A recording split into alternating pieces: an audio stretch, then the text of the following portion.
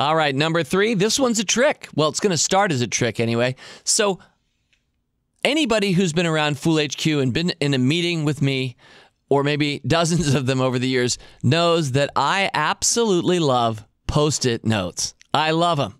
In fact, I decided to make 3M one of my stock recommendations because 3M is, of course, the company behind Post-it notes. And I only did it a couple of years ago. I should have recommended that stock 10 or 15 years ago.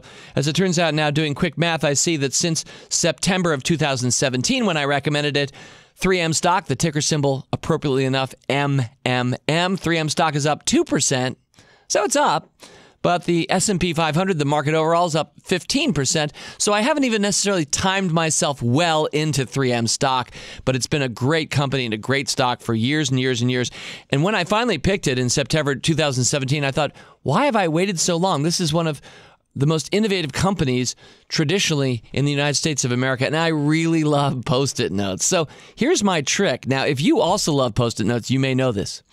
But if you don't, and somebody hands you a new Post-it notepad, like just a single little block, look at the plastic that surrounds it. A lot of us, when you are handed such a pad and it's wrapped up in its plastic packaging, we start to pick at it with our fingernails or whatever we have that looks like fingernails, and we try to figure out, how am I going to open this annoying plastic packaging around this 3M Post-it notepad?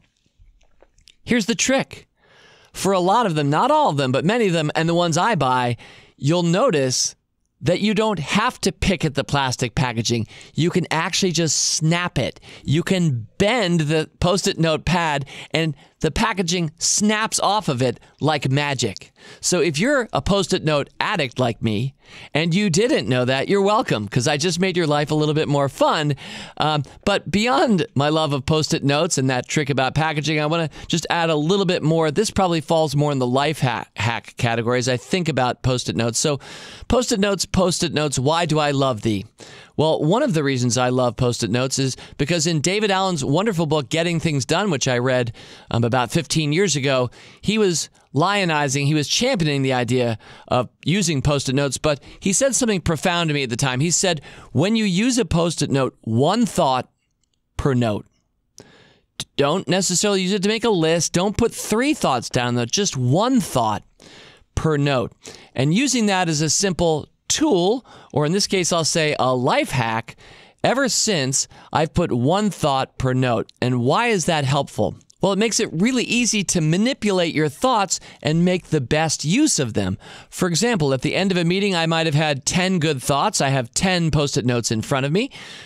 Some of them I no longer think are that relevant. It's easy for me to toss them away. I don't have to rip a bad idea off of another good one because I put 3 on one note. Nope. I just take the bad thoughts or the ones that are ephemeral or I'm not going to use again, and I just toss them. In the meantime, I take the other ones and I can now arrange them in a different order to make sense of the thinking that came out of that session. And so the ability to really mix and match and sculpt something new from the thoughts that you have, greatly enabled, of course, first of all, by Post-it notes, but second, by that concept of one thought per note.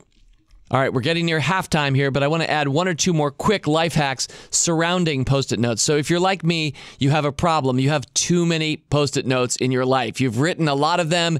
They might be shoved into file folders or piling up on your desk or dropping over the transom in your corporate environment. So it's incumbent on us, I think, if we're going to use Post-it notes to really process those thoughts. So one of my best ideas is always end a 30-minute meeting after 25 minutes and try to end your 60-minute meetings after 50 minutes, i.e., allow yourself 5 or 10 minutes at the end of the meeting to process your Post-its.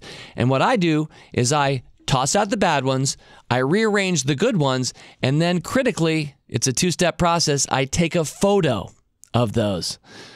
That way you can say goodbye to them altogether. So if you have a smartphone, I think most of us do these days, you can just snap a quick picture of those Post-it notes and then throw them all away. And now you've got a saved image that will help guide your thinking and is easy to slot in. I use Evernote, but there are lots of different ways to organize notes and photos these days.